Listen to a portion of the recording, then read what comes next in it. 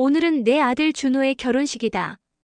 평생 성실하게 살아온 내게 유일한 자랑은 바로 이 아들뿐이었다. 30년간의 결혼 생활 동안 남편과는 정이 다 식었지만 그래도 아들이 잘 되는 걸 보는 게 내 인생의 마지막 위안이었다. 웨딩홀 입구에 섰을 때 나는 마치 여왕이 된 기분이었다.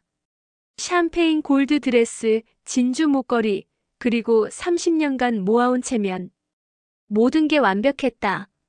복도를 걸으며 하객들의 축하 인사를 받는 내 입가엔 미소가 떠나지 않았다.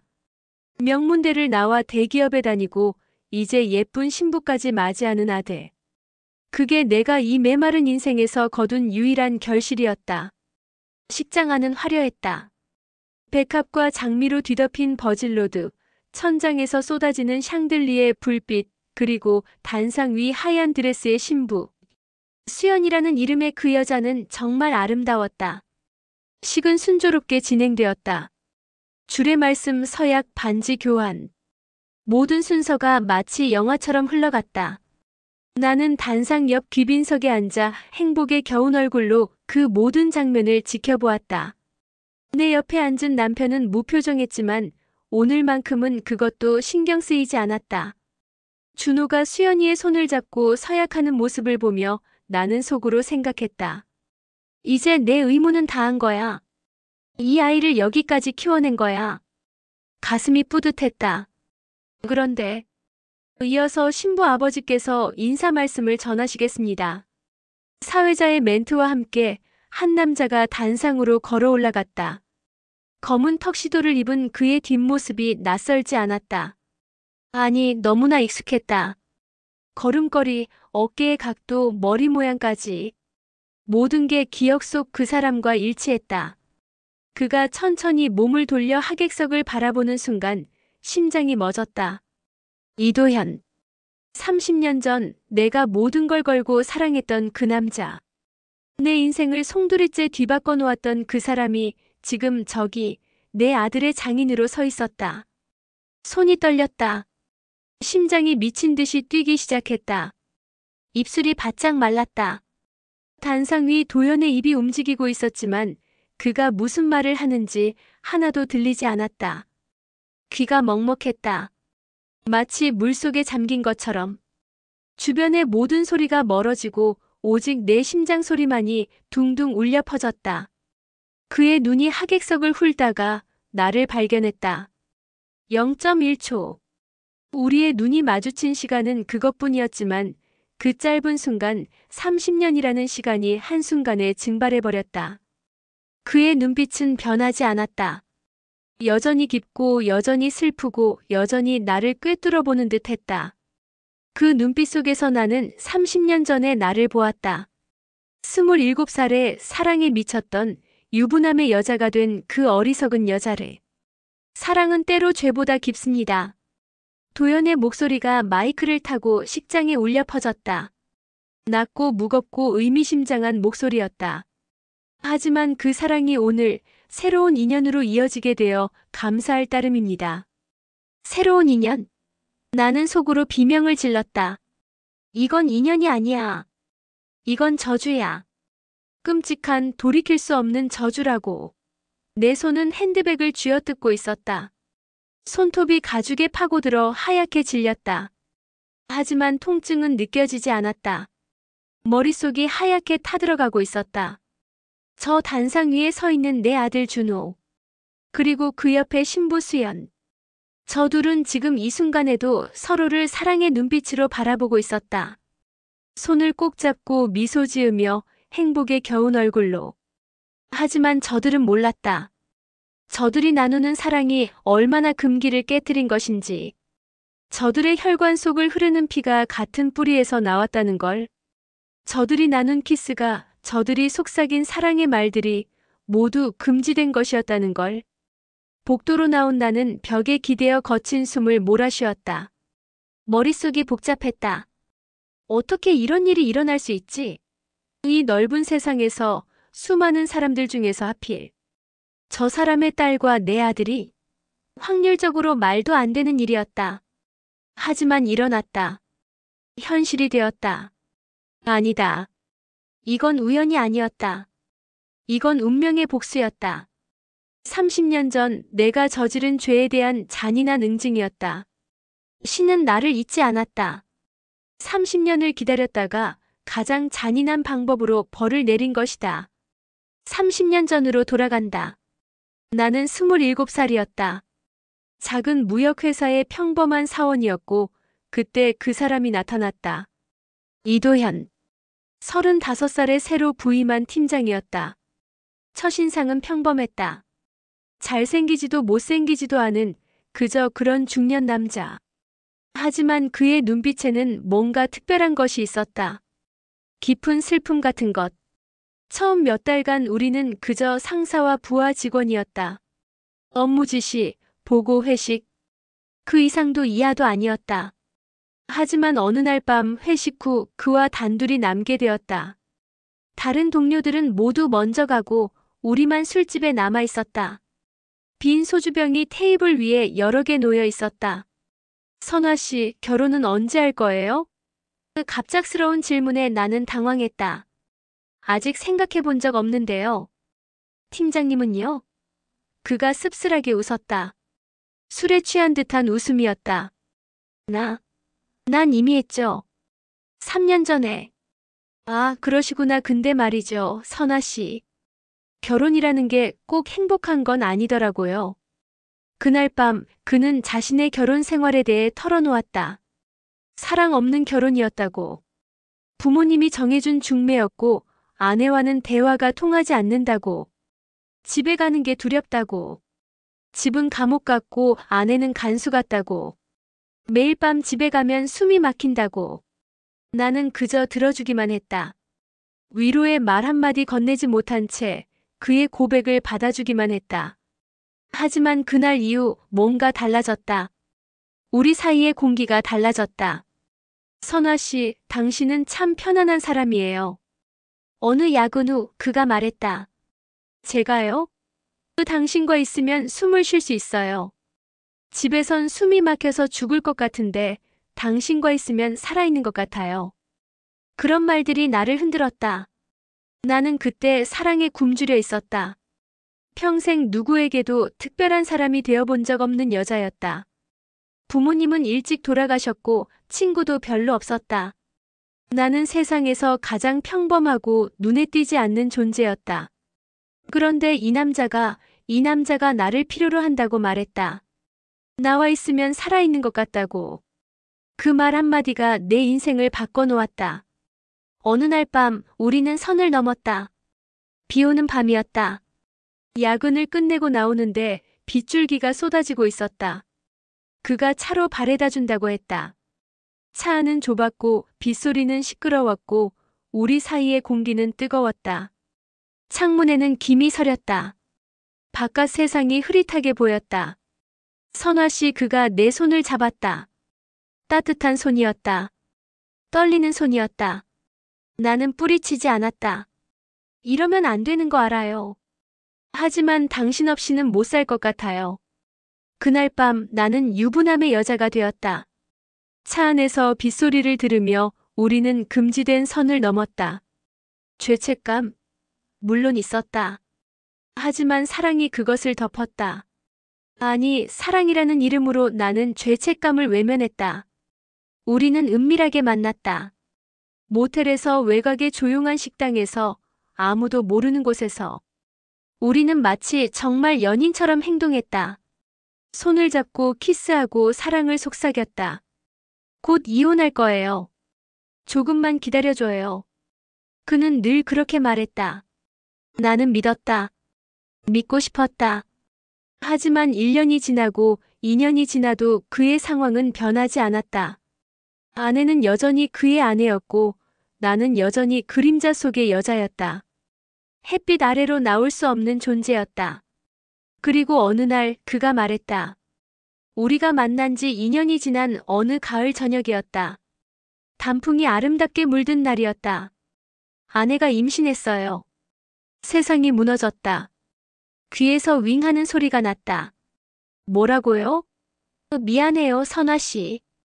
정말 미안해요. 하지만 이제 이혼은 힘들 것 같아요. 나는 아무 말도 하지 못했다. 그저 그의 얼굴을 멍하니 바라보았다. 그의 눈엔 미안함이 가득했지만 그 미안함이 뭘 바꿀 수 있을까? 그는 결정한 것이었다. 나를 버리고 아내에게 돌아가기로. 태어날 아이의 아버지가 되기로. 그날 밤 나는 집으로 돌아와 화장실에서 토했다. 계속 토했다. 뱃속의 모든 것을 쏟아내고 싶었다. 이 더러운 사랑도, 이 한심한 나 자신도 전부. 거울을 봤다. 눈물과 구토물로 얼룩진 얼굴. 추하고 비참한 모습이었다. 한 달 후 나는 임신 사실을 알았다. 임신. 그 두 글자가 내 인생을 완전히 바꿔놓았다. 병원에서 임신 확인서를 받아들고 나는 한참을 멍하니 서 있었다. 길거리를 걸으며 생각했다. 지울까? 낳을까? 도연에게 말할까? 하지만 결론은 정해져 있었다. 나는 도연에게 말하지 않았다. 말할 수 없었다. 그는 이미 자신의 아내가 임신했다는 이유로 나를 떠난 사람이었다. 만약 내가 임신 사실을 말하면 어떻게 될까? 그는 책임을 지려 할까? 아니면 낙태를 권할까? 둘 다 원하지 않았다. 나는 어느 쪽도 원하지 않았다. 그저 혼자서 이 아이를 낳고 싶었다. 도연의 아이를. 내가 사랑했던 남자의 아이를. 조용히 회사를 그만뒀다. 사표를 냈다. 도연에게는 고향으로 내려간다는 짧은 문자 하나만 남겼다. 그는 전화를 걸어왔지만 받지 않았다. 몇 번이고 전화가 왔다. 문자도 왔다. 선화 씨, 무슨 일이에요? 연락 좀 주세요. 하지만 나는 모두 무시했다. 나는 사라졌다. 그의 인생에서, 그의 세상에서 완전히 사라졌다. 작은 고시원에 방을 얻고 숨어 살았다. 배가 불러오는 동안 나는 그 좁은 방에서 나오지 않았다. 외출은 최소한으로만 했다. 누군가 나를 알아볼까봐 두려웠다. 5달 후 나는 한 남자를 만났다. 지금의 남편이다. 친구의 소개로 만난 맞선이었다. 그는 평범한 회사원이었다. 잘생기지도 특별하지도 않았지만 착했다. 무엇보다 중요한 건 나의 과거를 알지 못했다는 것이었다. 소개팅 자리에서 나는 거짓말을 했다. 떨리는 목소리로 하지만 최대한 태연하게. 입양 절차를 밟고 있어요. 친척의 아이인데 사정이 있어서 제가 키우게 됐어요. 그는 의심하지 않았다. 아니, 의심할 이유가 없었다. 내 배는 아직 크게 나오지 않았고 나는 태연하게 거짓말을 할 수 있었다. 첫 만남에서 그는 말했다. 대단하시네요. 어린 나이에 아이를 입양하다니. 마음씨가 참 좋으신 것 같아요. 나는 억지로 웃었다. 마음씨? 나는 거짓말쟁이였다. 유부남과 바람을 피우고 아이를 임신하고 이제 순진한 남자를 속이려는 여자였다. 3달 만에 우리는 결혼했다. 급한 결혼이었지만 그는 이해한다고 했다. 아이가 있으면 빨리 안정된 환경을 만들어줘야죠. 그는 정말 착한 사람이었다. 너무 착해서 오히려 미안했다. 결혼식은 작게 치렀다. 하객도 별로 없었다. 나는 부모님이 일찍 돌아가셨고 친척도 별로 없었으니까. 남편 쪽 가족들만 참석했다. 시어머니가 말했다. 며느리 마음씨가 참 곱구나. 남의 아이를 입양해서 키우다니. 나는 고개를 숙였다. 마음씨. 나는 죄인이었다. 결혼 후 2달 뒤 나는 아들을 낳았다. 준호. 조산이라고 둘러댔다. 입양 절차가 늦어져서 제 배 속에 있는 것처럼 키웠어요. 또 거짓말. 끝없는 거짓말. 하지만 남편은 믿었다. 의심하지 않았다. 준호를 처음 안았을 때 나는 울었다. 도연을 닮았다. 눈빛이, 코가, 입술이. 모든 게 도연을 닮았다. 내 인생의 전부가 될 아이였다. 남편은 준호를 친아들처럼 키웠다. 아니, 친아들이라고 믿었다. 입양한 아이인데 이렇게 나를 닮다니. 신기하네. 그는 종종 그런 농담을 했다. 나는 억지로 웃어넘겼다. 웃는 얼굴 뒤에서 나는 죄책감에 짓눌리고 있었다. 시간이 흘렀다. 준호는 건강하게 자랐다. 똑똑하고 성실한 아이였다. 학교에서 상도 많이 받았다. 나는 준호에게 모든 것을 쏟아부었다. 최고의 학원, 최고의 교육, 최고의 환경. 내가 가진 모든 것을 준호에게 주었다. 준호가 성공하는 것만이 내가 지은 죄를 씻는 유일한 방법이라고 생각했다. 밤늦게까지 공부하는 준호를 보며 나는 생각했다. 이 아이만큼은 행복하게 해주자. 이 아이만큼은 성공시키자. 그게 도연에 대한 그리고 남편에 대한 나의 속죄라고 믿었다. 그리고 30년이 흘렀다. 나는 과거를 묻었다. 도연이라는 이름도 그와의 사랑도 그 모든 죄책감도 깊은 곳에 묻어버렸다. 가끔 악몽을 꿀 때가 있었다. 도연이 나타나 그 아이는 내 아들이다라고 소리치는 꿈. 준호가 진실을 알고 나를 원망하는 꿈. 남편이 모든 걸 알고 집을 나가는 꿈. 하지만 깨고 나면 그저 꿈일 뿐이었다. 현실은 평화로웠다. 거짓말 위에 세워진 평화였지만 30년 동안 나는 완벽하게 거짓말을 유지했다. 아무도 진실을 몰랐다. 나조차도 가끔은 그 거짓말이 진실인 것처럼 느껴질 때가 있었다. 그래, 준호는 입양한 아이야. 그냥 입양한 아이일 뿐이야. 스스로를 속이며 살았다. 그런데 오늘 모든 것이 무너졌다. 식이 끝나고 나는 도연을 찾아야 했다. 피로 연장 한쪽 구석, 그는 홀로 서서 와인잔을 기울이고 있었다. 등이 구부정했다. 30년의 세월이 그를 늙게 만들었다. 나는 떨리는 다리를 이끌고 그에게 다가갔다. 심장이 터질 것 같았다. 도연 씨. 그가 천천히 고개를 돌렸다. 30년의 세월이 그의 얼굴에 주름을 새겼지만 여전히 그 눈빛만은 변하지 않았다. 선아 씨 정말 오랜만이네요. 그의 목소리는 침착했다. 너무나 침착해서 오히려 소름이 돋았다. 당신 지금 무슨 짓을 한 거예요? 내 목소리가 떨렸다. 무슨 짓이라니요? 저 아이들. 준호와 수연이요. 도연이 와인잔을 내려놓았다. 천천히 조심스럽게. 저도 오늘 처음 알았어요. 신랑이 당신 아들이라는 걸. 거짓말. 거짓말이 아니에요. 수연이가 결혼한다고 했을 때 신랑 이름만 들었지 신랑 어머니가 누군지는 몰랐어요. 박준호.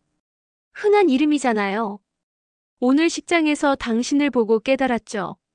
나는 그의 얼굴을 똑바로 바라보았다. 그는 진실을 말하고 있었다. 그의 눈에도 충격이 서려 있었다. 그의 손이 떨리고 있었다. 그럼 어떡하죠? 저 아이들은 형제죠. 도연이 나지막하게 말했다. 준호가 내 아들이라면 수연이와는 이복남매가 되는 거죠. 침묵이 흘렀다. 주변에서는 피로연의 웃음소리가 들려왔지만 우리가 서 있는 이 공간만은 얼어붙어 있었다. 시간이 멈춘 것 같았다. 당신은 그때 연락을 끊었잖아요. 도연이 말을 이었다. 목소리에 원망이 섞여 있었다. 나는 당신을 찾았어요. 미칠 것 같았어요. 회사에도 찾아갔어요. 하지만 당신은 혼적도 없이 사라졌죠. 고시원도 이미 빼셨고 전화도 바꾸셨고 마치 처음부터 존재하지 않았던 사람처럼. 그리고 지금 이렇게 다시 만났네요. 그만해요. 이제 와서 무슨 소용이에요? 소용? 선아 씨, 이건 운명이에요. 운명이라고요? 이게 운명이라고요? 내 목소리가 떨렸다. 분노와 슬픔이 뒤섞였다. 저 아이들이 서로 사랑에 빠진 게 운명이에요? 금지된 사랑을 하게 된 게 운명이라고요? 도연이 눈을 감았다. 고통스러운 표정이었다. 우리가 지은 죄의 대가인지도 모르죠. 그 말에 나는 할 말을 잃었다. 죄의 대가. 맞는 말이었다. 30년 전 우리가 저지른 죄가 이제 아이들에게까지 이어진 것이다. 신은 우리를 벌하기 위해 가장 잔인한 방법을 선택했다. 우리 아이들을 통해서 말해야 해요. 도연이 눈을 떴다. 결연한 표정이었다. 아이들에게 진실을 말해야 해요. 미쳤어요? 지금 결혼식 날인데. 그럼 언제 말할 건가요? 내일? 모레? 일주일 후? 아니면 아이가 태어난 후에? 그때 가서 너희는 남매야라고 말할 건가요? 나는 입술을 깨물었다. 손톱이 손바닥에 파고들었다. 피가 날 것 같았다. 시간을 주세요. 제가 말할게요. 얼마나요? 일주일. 일주일만 주세요. 제발. 도연이 길게 한숨을 쉬었다. 지친 한숨이었다. 일주일. 그때까지 말하지 않으면 내가 직접 말하겠어요. 더 이상 미룰 수 없어요, 선아 씨. 저 아이들이 잘못된 길로 가기 전에 막아야 해요. 사흘밤을 잠들지 못했다. 침대에 누워도 천장만 바라볼 뿐이었다. 어떻게 말해야 할까? 어떤 말로 시작해야 할까? 준호야, 사실은 내 아버지가 따로 있어. 그리고 그 사람이 바로 수연이의 아버지야. 이렇게 말하면 될까? 아니다. 이런 식으로 말할 수는 없다. 너무 직설적이다. 준호가 충격을 받을 것이다. 하지만 어떻게 말하든 충격은 피할 수 없었다. 거울을 봤다. 초췌한 얼굴. 눈 밑에 다크서클이 짙게 깔렸다. 3일 만에 10년은 늙은 것 같았다. 나는 준호를 불렀다.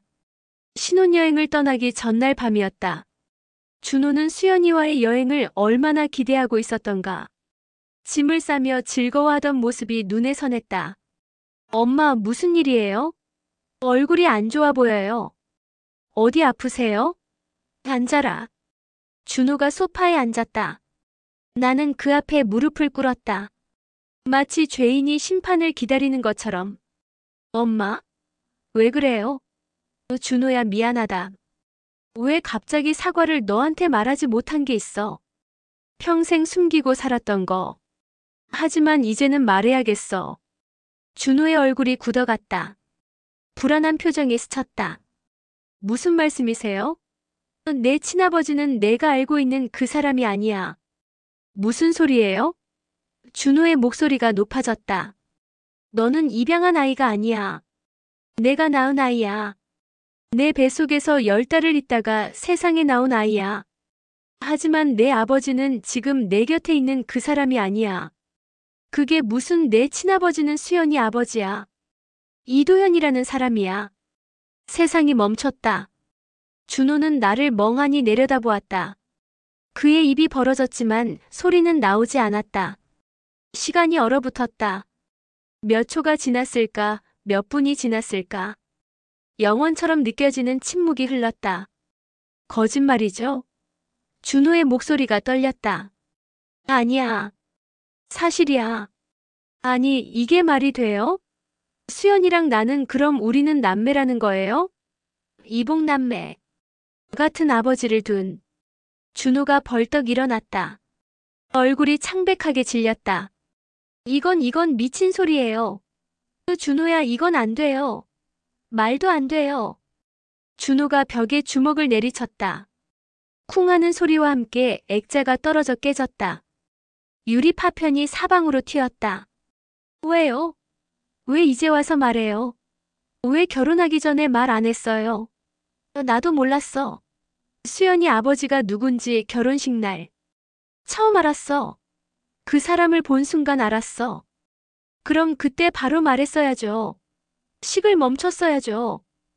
어떻게 그럴 수 있어. 수백 명의 하객들 앞에서 그래서 우리가 결혼까지 다 하게 내버려 둔 거예요? 준호가 머리를 감싸쥐었다. 이게 꿈이겠죠? 악몽이겠죠? 제발 꿈이라고 해주세요. 나는 아무 말도 할 수 없었다. 준호가 소파에 주저앉았다. 온몸에서 힘이 빠진 것 같았다.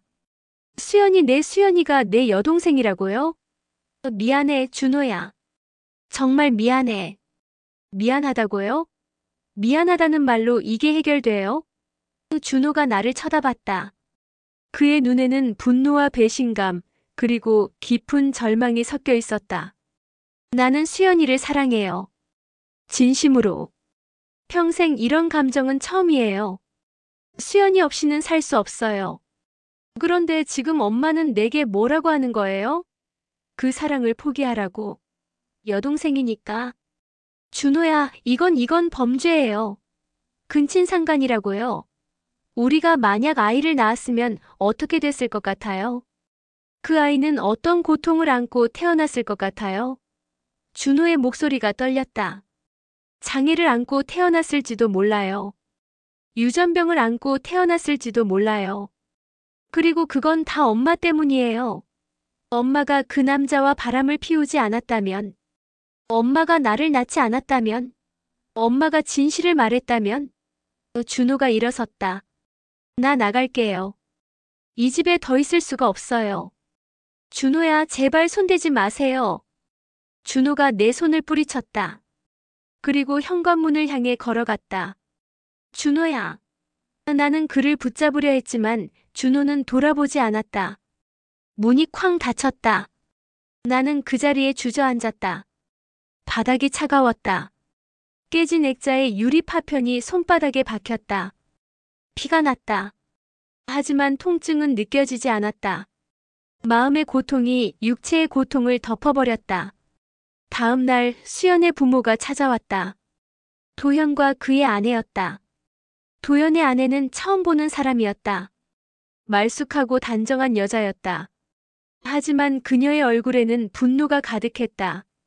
당신이 그 여자군요. 그녀가 나를 쏘아보며 말했다. 목소리가 얼음장처럼 차갑했다.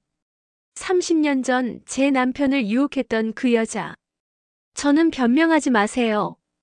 이제 와서 무슨 변명이 필요해요? 그녀의 목소리가 떨렸다. 분노로 슬픔으로. 우리 딸이 얼마나 울고 있는지 알아요? 사랑하는 남자가 알고 보니 오빠였다는 걸 알았을 때 그 아이가 얼마나 절망했는지 알아요? 어젯밤부터 방에서 나오지도 않고 밥도 안 먹고 그냥 울기만 해요. 내 딸이, 내 소중한 딸이 당신 때문에 이렇게 망가졌어요. 나는 고개를 숙일 수밖에 없었다. 할 말이 없었다. 모든 게 내 잘못이었으니까. 제 아들도 마찬가지예요. 어젯밤에 집을 나갔어요. 연락도 안 돼요. 당연하죠. 이 모든 게 당신 때문이잖아요. 그녀가 내게 다가왔다. 한 걸음, 두 걸음. 위협적이었다. 당신이 제 남편을 유혹하지 않았다면, 당신이 그 아이를 낳지 않았다면, 당신이 진실을 숨기지 않았다면 이런 일은 없었을 거예요. 우리 딸은 지금쯤 행복한 신부가 되어 있었을 거예요. 당신이 모든 걸 망쳤어요. 죄송합니다. 정말 죄송합니다. 사과로 되는 게 아니에요. 그녀의 목소리가 날카로워졌다. 당신은 우리 가정을 파괴했어요. 30년 전에도 그리고 지금도. 당신이 책임져요. 우리 딸의 인생을 책임져요. 도현이 그녀의 팔을 잡았다. 여보, 진정해. 진정하라고. 어떻게 진정해요? 우리 딸이 저렇게 고통받고 있는데. 그녀가 울기 시작했다. 분노의 눈물이었다. 나는 평생 참고 살았어요. 당신이 다른 여자를 사랑한다는 걸 알면서도, 당신 마음이 다른 곳에 있다는 걸 알면서도 우리 딸을 위해서 참았어요. 그런데 지금 그 여자 때문에 우리 딸까지 고통받아야 해요? 미안해, 여보. 정말 미안해. 미안하다고 다 되는 줄 알아요? 그녀가 나를 마지막으로 한번 쳐다봤다. 경멸과 분노가 가득한 눈빛이었다. 그리고 돌아서서 나갔다. 도연이 잠시 망설이다가 나를 봤다. 선화 씨, 정말 미안해요. 이렇게 될 줄 몰랐어요. 저야말로 미안해요. 당신 가정을 파괴했어요. 2번이나. 아니에요. 나도 책임이 있어요. 우리 둘 다 죄를 지었어요. 도연이 고개를 숙였다. 아이들은 어떻게 하면 좋을까요? 모르겠어요. 시간밖에 답이 없을 것 같아요. 시간이 이 상처를 치유할 수 있을까요? 모르겠어요. 하지만 그것밖에 할 수 있는 게 없잖아요. 도연이 떠나고 나는 텅 빈 집에 홀로 남았다. 남편은 출장을 갔다. 준호는 집을 나갔다. 나는 완전히 혼자였다. 거실 바닥에 앉아 무릎을 끌어안았다. 그리고 울었다. 소리내어 목 놓아 울었다. 이제는 숨길 필요도 없었다. 아무도 없었으니까. 일주일이 지났다. 준호는 여전히 집에 돌아오지 않았다. 친구 집에서 지내고 있다고만 문자를 보냈다. 나는 매일 밤 준호에게 전화를 걸었지만 그는 받지 않았다. 문자를 보냈다. 준호야, 엄마야. 밥은 먹니? 건강은 괜찮니? 제발 연락 좀 해줘. 하지만 답장은 없었다. 남편이 물었다. 준호 어디 갔어? 요즘 얼굴도 못 봤는데. 신혼여행은 언제 가? 회사 일로 출장 갔어. 좀 길어질 거래. 신혼여행은 연기했대. 또 거짓말을 했다. 거짓말은 거짓말을 낳고 그 거짓말은 또 다른 거짓말을 만들어냈다. 나는 거짓말의 늪에 빠져 허우적거리고 있었다. 숨이 막혔다. 하지만 계속 거짓말을 할 수밖에 없었다. 진실을 말하면 모든 게 무너질 테니까. 3주가 지난 어느 날 준호에게서 문자가 왔다. 결혼 취소했어요. 수연이랑 헤어졌어요. 다시는 만나지 않기로 했어요. 엄마, 저 좀 혼자 있고 싶어요. 문자를 읽고 나는 주저앉았다. 바닥이 차가웠다. 온몸에 힘이 빠졌다. 결혼 취소. 그 두 단어가 내 가슴을 짓눌렀다. 준호가 얼마나 행복했는지 알았다. 수연이를 만나고 나서 준호의 얼굴엔 늘 미소가 가득했었다. 엄마, 수연이는 정말 특별한 사람이에요. 평생 이런 감정은 처음이에요. 수연이 없이는 살 수 없을 것 같아요. 그렇게 말하던 아들의 목소리가 귓가에 맴돌았다. 그 행복을, 그 사랑을 내가 빼앗아버린 것이다. 석 달 후 도연이 죽었다. 심장마비였다. 갑작스러운 죽음이었다. 도연의 아내에게서 전화가 왔다. 선화씨죠? 네, 우리 남편이 돌아가셨어요. 전화기가 손에서 미끄러져 떨어질 뻔했다. 뭐라고요? 심장마비였어요. 어젯밤에 갑자기 쓰러져서 병원으로 옮겼지만 이미 늦었어요. 의사 선생님이 스트레스가 심했다고 하더군요. 당신 때문에, 우리 딸 때문에, 모든 게 당신 때문이에요. 장례식에서 나는 멀리서 그의 관을 바라보았다. 가까이 가지 못했다. 갈 자격이 없었다. 조문객들 사이에 숨어서 영정사진을 봤다. 사진 속에서 그는 웃고 있었다. 편안한 미소였다. 하지만 그 미소가 내겐 칼날처럼 느껴졌다. 수연이가 관 앞에서 울고 있었다. 온몸을 떨며 목 놓아 울고 있었다. 아빠, 아빠. 그 울음소리가 내 가슴을 찢었다. 내가 저 아이의 아버지를 죽인 것이나 다름없었다. 스트레스. 내가 준 스트레스가 그를 죽인 것이다. 장례식이 끝난 후 며칠 뒤 도연의 변호사가 나를 찾아왔다. 고인께서 남기신 유언장이 있습니다. 봉투를 건네받았다. 떨리는 손으로 개봉했다. 편지지가 나왔다. 도연의 글씨였다. 선화에게. 이 편지를 읽을 때쯤이면 나는 이미 이 세상에 없겠지. 의사는 심장이 안 좋다고 했어. 스트레스를 받지 말라고 했지. 하지만 어떻게 스트레스를 받지 않을 수 있겠어? 내 딸이, 내 아들이 그렇게 무너지는 걸 보는데. 수연이는 매일 울어. 방에서 나오지도 않아. 밥도 안 먹어. 그 모습을 보는 게 칼로 가슴을 도려내는 것보다 아파. 준호를 처음 본 날 알았어. 그 아이가 내 아들이라는 걸. 눈빛이 닮았더라. 어릴 적 내 모습과 똑같았어. 입모양도 웃는 방식도. 모든 게 나를 닮았어. 하지만 인정하고 싶지 않았어. 인정하면 모든 게 무너질 것 같았으니까. 그래서 모른 척했어. 못 본 척했어. 하지만 결국 진실은 드러났지. 30년 전 당신이 떠났을 때 나는 미쳤었어. 당신을 찾아 헤맸어. 회사에도 몇 번이나 찾아갔어. 당신이 살던 고시원도 찾아갔어. 하지만 당신은 흔적도 없이 사라졌지. 마치 유령처럼. 나는 그게 당신의 대답이라고 생각했어. 이제 끝내자는. 그래서 나는 내 자리로 돌아갔어. 아내에게 가정에. 그리고 딸이 태어났지. 수연이. 그 아이를 키우며 당신을 잊으려 했어. 하지만 잊혀지지 않았어. 밤마다 꿈에 당신이 나타났어. 당신의 목소리가, 당신의 웃음소리가 귓가에 맴돌았어. 당신은 내 인생의 시작이자 끝이었어, 선아. 이제 모든 게 끝났어. 우리의 사랑도, 우리의 죄도. 하지만 아이들은 살아야 해. 준호와 수연이는 이 끔찍한 진실을 안고 살아가야 해. 그게 우리가 그들에게 남긴 유산이야. 저주 같은 유산. 미안해. 정말 미안해. 그리고 사랑했어. 처음부터 끝까지 당신만을 사랑했어. 도현. 편지를 읽고 나는 한참을 울었다. 소리내어 울 수는 없었다. 목구멍에서 신음만 새어나왔다. 가슴이 찢어지는 것 같았다. 숨을 쉴 수가 없었다. 편지를 가슴에 꼭 안았다. 도연의 마지막 말. 그의 마지막 고백. 그는 나를 사랑했다고 했다. 30년이 지나도록. 처음부터 끝까지. 하지만 그 사랑이 무슨 소용이었을까? 그 사랑이 우리 아이들을 행복하게 만들었을까? 아니었다. 우리의 사랑은 저주였다. 독이었다. 아이들의 삶을 망가뜨리는 독약이었다. 그날 밤 나는 남편에게 고백했다. 더 이상 숨길 수 없었다.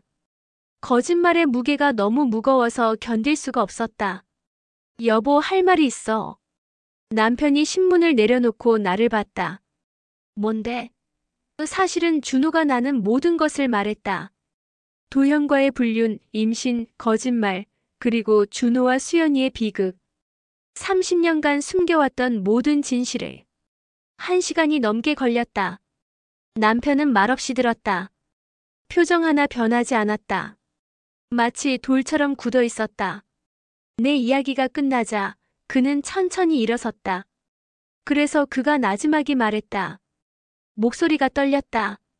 30년 동안 나를 속인 거야? 미안해, 정말 미안해, 미안하다고. 30년을 거짓말로 살았는데 미안하다고. 남편의 목소리가 점점 커졌다. 나는 정말 준호를 내 아들이라고 생각했어. 진짜로. 피가 안 섞였어도 그 애는 내 아들이었어. 기저귀도 갈아주고 밤에 울면 업고 달래주고 학교 운동회 때 달리기도 같이 하고 모든 걸 같이 했어. 그런데 지금 당신이 뭐라고 했어? 그게 다 거짓말이었다고. 그 애는 다른 남자의 아들이었다고. 여보, 알긴 뭘 알아. 남편이 처음으로 소리를 질렀다. 당신은 아무것도 몰라. 나를 얼마나 바보로 만들었는지. 30년 동안 거짓말 속에 살게 만들었잖아. 남편이 방으로 들어가 짐을 싸기 시작했다. 옷을 집어던지고 서랍을 열어 물건들을 꺼냈다. 어디 가려고? 내가 물었다. 모르겠어. 일단 이 집을 나가야겠어. 당신 얼굴을 더 이상 볼 수가 없어. 당신을 보면 지난 30년이 전부 거짓말처럼 느껴져. 내 인생 자체가 거짓말 같아. 여보, 제발 이야기 좀 해요. 이야기? 더 이상 할 말 없어. 당신 인생이나 잘 살아. 나는 이제 모르겠어. 남편이 집을 나갔다. 문이 쾅 닫혔다. 그 소리가 마치 관뚜껑이 닫히는 소리처럼 들렸다. 나는 텅 빈 집에 홀로 남았다. 침묵. 고요. 공허. 나는 바닥에 주저앉았다. 모든 게 끝났다. 남편도 아들도 모든 것이 나를 떠났다. 30년간 쌓아올린 모든 것이 한순간에 무너졌다. 거짓말 위에 세워진 성이 결국 붕괴한 것이다. 이게 내가 받을 벌인가. 천장을 올려다봤다. 눈물이 흘러내렸다. 하지만 이제 울어도 소용없었다. 아무것도 되돌릴 수 없었다. 시간은 흘러갔고 상처는 깊어졌고 모든 관계는 파괴되었다. 나는 혼자 남았다. 텅 빈 집에서 텅 빈 마음으로. 창밖으로 눈이 내리기 시작했다. 하얀 눈. 모든 것을 덮는 눈. 세상이 하얗게 물들어갔다. 하지만 나는 알았다. 그 눈이 아무리 많이 내려도 내 죄는 지워지지 않는다는 걸. 봄이 오면 눈은 녹고 그 아래 검은 땅이 다시 드러날 것이다. 내 죄도 그렇다. 영원히 지워지지 않을 것이다. 나는 창가에 서서 그 눈을 바라봤다. 하얗게 내리는 눈 속에서 검은 재가 춤춘다. 불타버린 사랑의 잔해가 바람을 타고 흩어진다. 영원히. 어떤 사랑은 죄가 되고 어떤 죄는 용서받지 못한다. 하지만 그 속에서도 우리는 살아간다. 왜냐하면 그게 인생이니까. 붉게 물들었던 사랑이 하얗게 식어갔다. 하지만 그 흔적은 영원히 남았다. 가슴에, 기억에, 그리고 살아가는 모든 날들에.